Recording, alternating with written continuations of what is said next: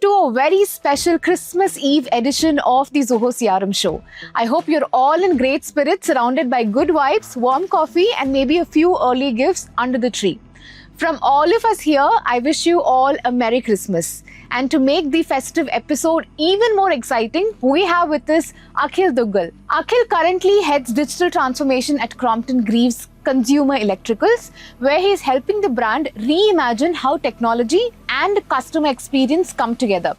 From Atomberg Technologies, Pidilite Industries, UltraTech Cement and TVS Electronics, building deep expertise in sales operations and process improvement, and also customer-first innovation. He brings a thoughtful perspective on how CRM technologies and customer empathy can transform modern businesses. The CRM Show, the series. Yeah. Very fancy setup. Thank you.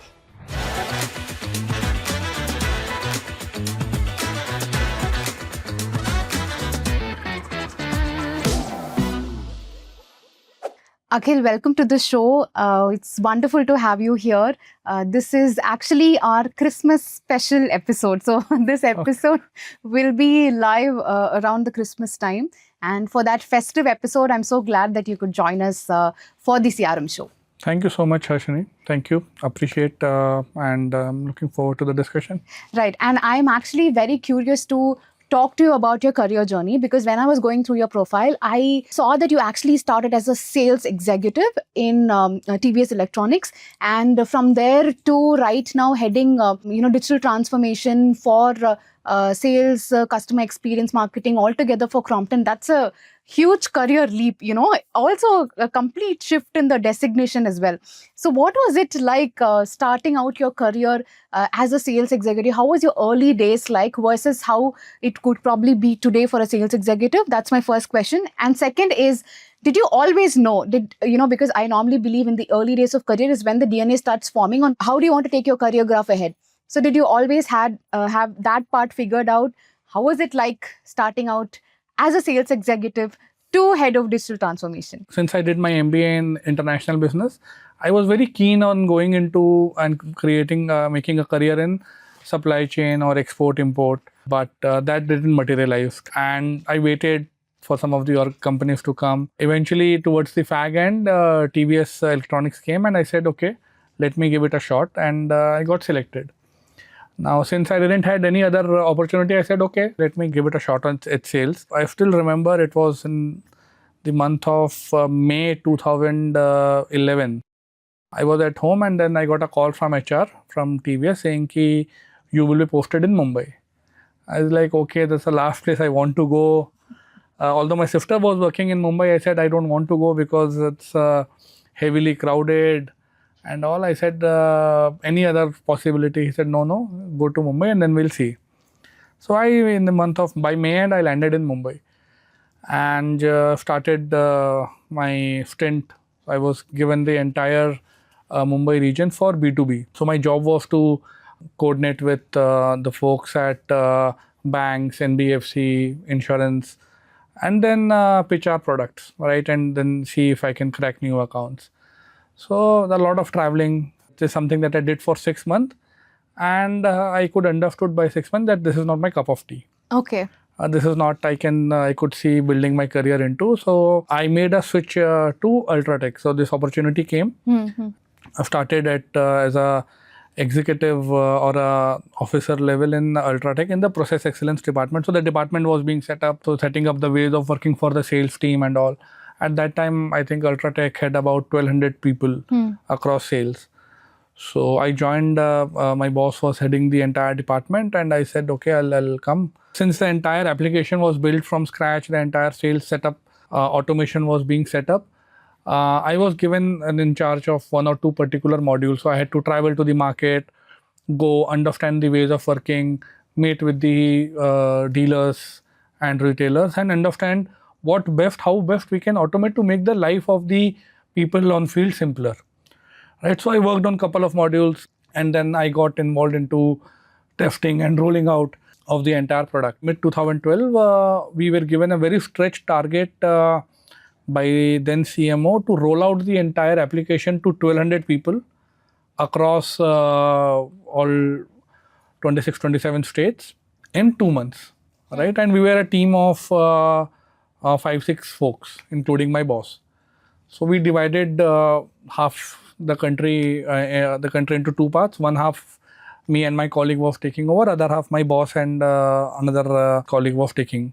So at that time, I traveled half of the India in a very short span of time, trained almost 650, 700 users Oh, wow. on the application. And that time, unlike today, when there's a policy of BYOD and the application works in practically all the devices, at that time, that was not the case. The company decided to give a smartphone to all the salespeople. So it was a Samsung device. All India doesn't had a 3G network. So we were giving a 3G compatible SIM wherever it was 3G, it was 3G, wherever it was 2G, it was 2G. Because it was a central procurement, we had to carry all the phones with us. So imagine if I'm going to, let's say, Calcutta, 80 people team is there, so we are carrying 80 phones.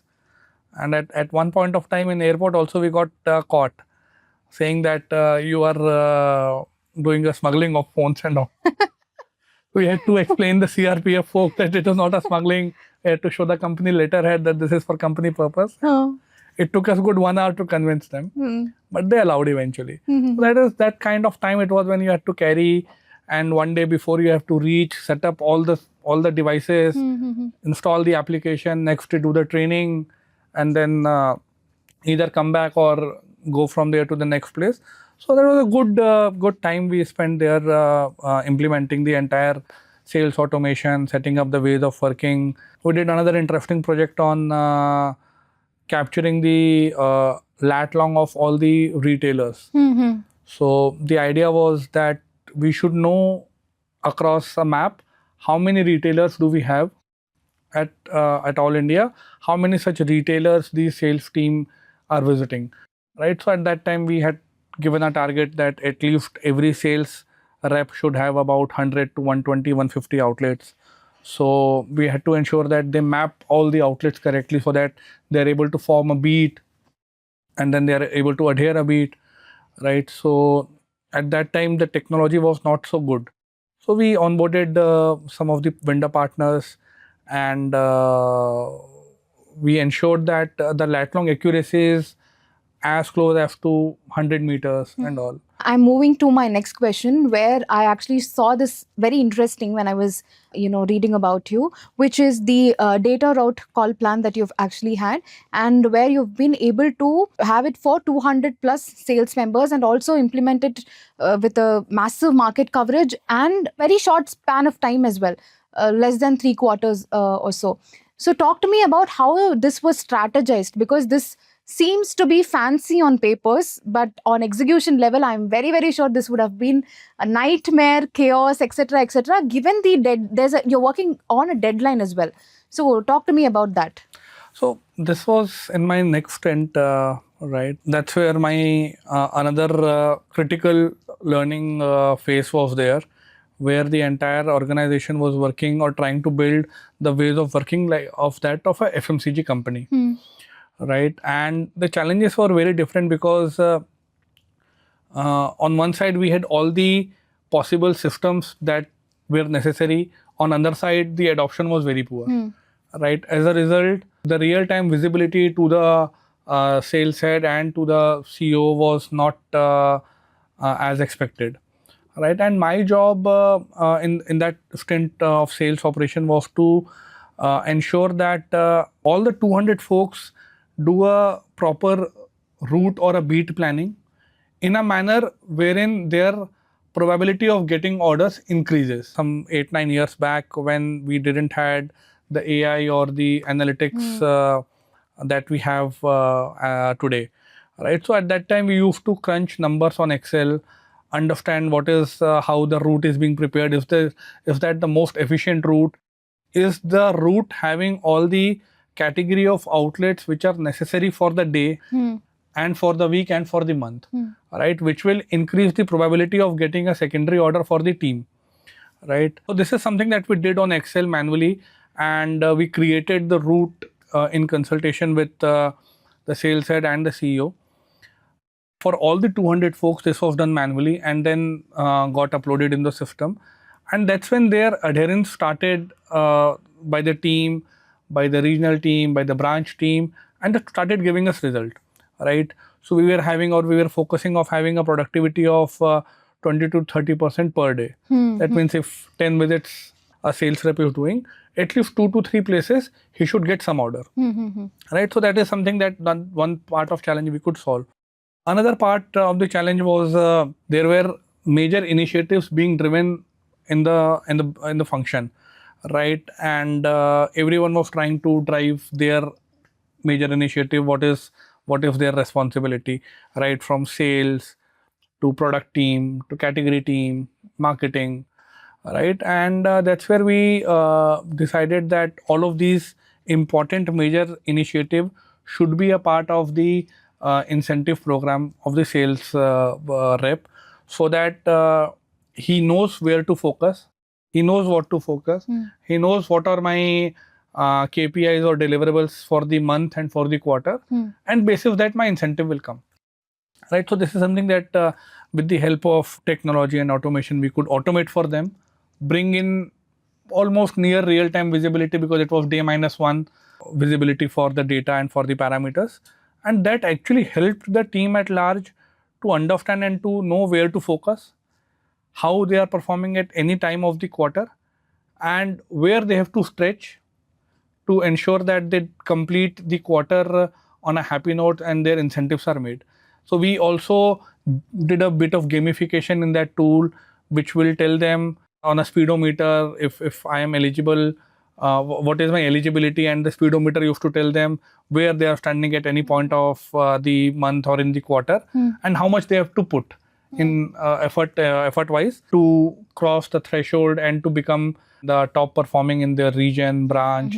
And we introduced leaderboards, we introduced cross region competition. So all of these gamification helped them understand how am I flaring in my branch, in my region, which all my channel partner or retailers are doing numbers, how many of them have not billed, how many of them have achieved the target, right? So with all this visibility, the team started feeling empowered and their ways of working improved. You're switching from all the legacy brands. So far, the names that I've taken are all something that is very, very popular amongst the Indian consumers. Now we are talking about Atomberg, which today is well known with the branding and marketing that they are doing, and also good product quality as well. So today we can say it's a fast scaling business. But back then it was a very, very small startup. I was sitting down and preparing questions for you, and I thought, why did he want to venture into this experimentation or the zone of, okay, let me sit down and build something from scratch, CRM framework, sales framework, let me do it from scratch. Why did you want to switch from a legacy brand to a startup? Not everybody would do that, actually. Yeah. Yes. Now, at that time, not everybody would do. Now people want to try. At that time, this opportunity from Atomberg came. I remember first round I had over call with the co-founder. I couldn't take his name properly also. I said, yaar, pata nahi kaun si company hai, theek hai. They called, half an hour discussion I had, it's fine. Then one of the founding members said, ki, let's catch up and meet for in the office. So I said, theek hai, I'll come. I went on a Saturday. I still remember it was in Navi Mumbai, in the second office for that company, Atomberg. Okay. A very small office, maybe about 1,500 or 1,800 square feet. Okay. The entire office was. Okay. And in the same office, R&D is working, HR is working, finance, sales, all the functions basically. That was the head office. Right. Like I went, I saw, and I was being told by HR that you have to come to the 12th floor. I went to the 12th floor and I saw that the door is shut. It's not shut, it's permanently closed. Okay. Good way to start. Yeah, I said, yeah, how is this company on my interview day is closed? So from there, I saw another tower. From there, the HR was hanging, "Arey, nahi, you have to come here." I clarified my doubts. He also convinced me, ki, nahi, it's good, the company is doing good. I said, okay, let me give it a shot. Right. And it was a very high risk for me at that time, because the company was doing at that time maybe about 2.5% monthly revenue of what they are doing now. Okay. So that small it was, about 20-25 people in the sales, right? And the month I joined, that month the company got a first major round of funding. So I said, "Okay, let me give it a shot. I'll go and see."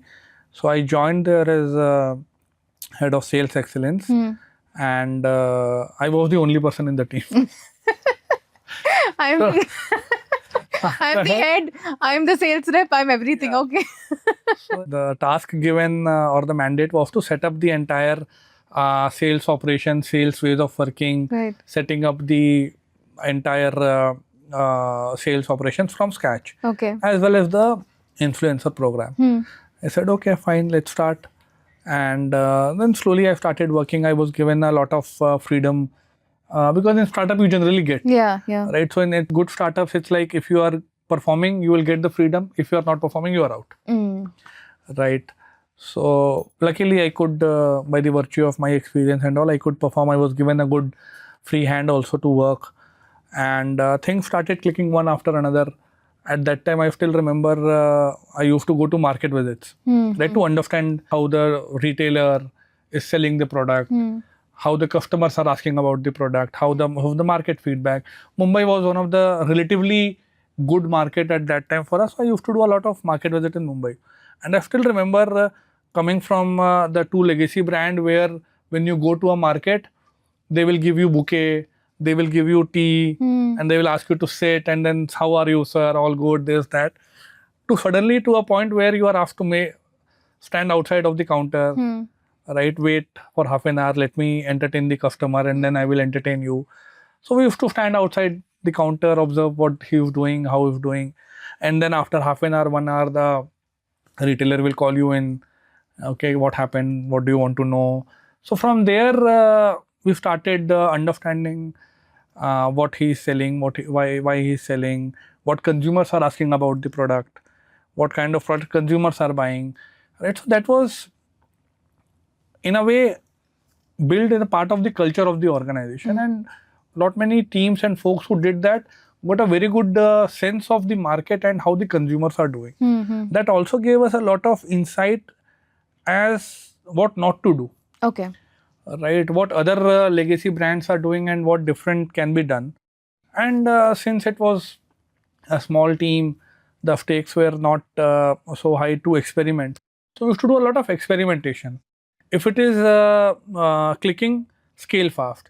If it is failing, leave and move fast. Right, so that is the kind of approach we took, and that helped us set up the ways of working for the sales team, for the distributors, right? And this I'm talking about at the time in late 2019, early 2020, when distributors were not willing to install the distributor management system, the patch that we were having at that time.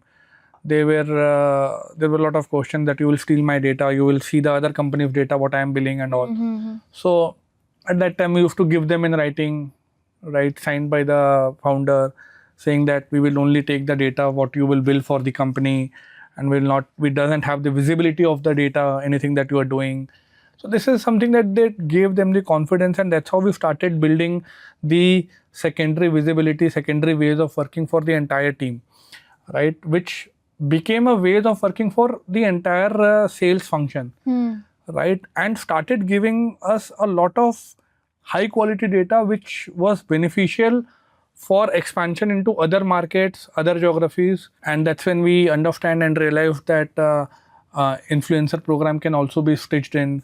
So we experimented. The electrician program at that time clicked, right? So we used to we made a KPI for this program into the scorecard for the sales team. They used to onboard a lot of electrician, right? They used to do the training. We had made a separate application for electrician, and the idea was simple, that every electrician is at least linked with 150 to 200 household, right? And the electrician is the first person that these household call for basic fixes. Switch ठीक कर दो, light change करना है, geyser is not working, and basic thing. So we said, if we train this person, whenever he is going for any complaint, especially with respect to fan, he can pitch. Atomberg is known for energy efficiency and also style and design, Yeah. right? But back in the time when it was still scaling up, we did not really have many fans which was of that kind. And also customers did not really care कि energy efficient है नहीं, switch दबाया तो पंखा चलना चाहिए और हवा आना चाहिए, बस इतना ही था उनका requirement. So how did you break that, mindset? There were two things that we did. One with the electrician that I was talking about, right? So we trained them and explained them the benefit of the product, especially when they are going for a fan replacement or fan repair. We said, keep pitch for a product. Okay. Right? And the thesis was very simple. That talk about top 3 features, right? Energy saving, right? Explain how it is happening.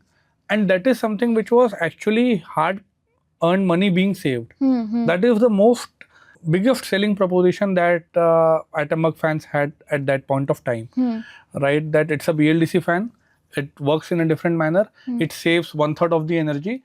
As a result, in 2 years of time, your fan becomes free. The cost that you are spending right now, which is slightly expensive than any other fan brand, you will recover all the cost in 2 years, and from there on, it's a year-on-year saving, right? So the thesis was, if it is a 2 BHK and 4 fans are there, right? In 2 years, the fans are becoming free, and third year onwards, the 4 fans are contributing 10,000 rupees energy saving. Right? That is something that clicked with the consumers big time. And fans were aesthetically good looking anyhow. Right? So all of these things started clicking with the consumer. For the sales team, we had the pitch, again, focus on top 3-4 selling points. One, the remote feature, right? There also we got that people are not used to remote. If I have 4 fans, where I'll keep 4 remote, right? I'm used to, my parents or my elders are used to operate with the switch. Your fan doesn't operate with the regulator at all. So these were some of the basic questions that the consumer had. We said, we positioned it as a convenience, right? We said, this is more convenient. You don't have to get out, especially if you are sleeping in the night, you want to change the temperature. If it is relatively cold and you want to reduce the airflow, you can just change from the remote. You don't have to get out. If elderly people are there at home and they have mobility restriction, this can help them any time of the day.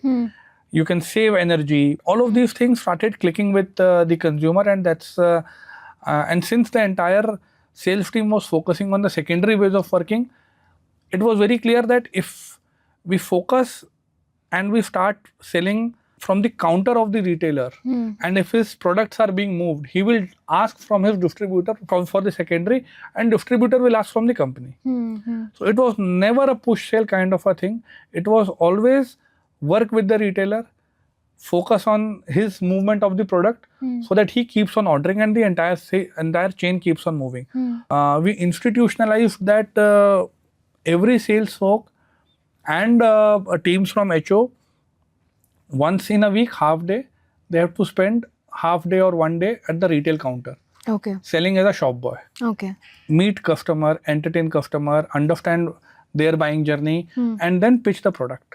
So all of these things started clicking, and when the retailer saw that companies, representatives and sales team are spending so much of time, I might as well do. You've seen it all, you've done it all across your career, and it's been a year and a half or so that you've joined Crompton, and you're again heading digital transformation there. So what are you really looking forward to doing differently in Crompton than from everything that you've done so far? Being a very legacy company and having command or the power on the brand, which very few brands in India have, right? Being a 85-year-old company, I'm sure my parents, their parents, and their parents also knew. Yeah.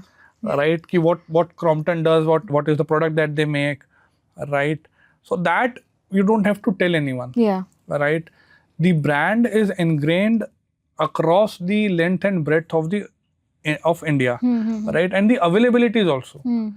If I'm not wrong, more than 3 lakh counters across India, Crompton product sells. Okay. Right? And that is something that very few consumer durable brands have been able to achieve.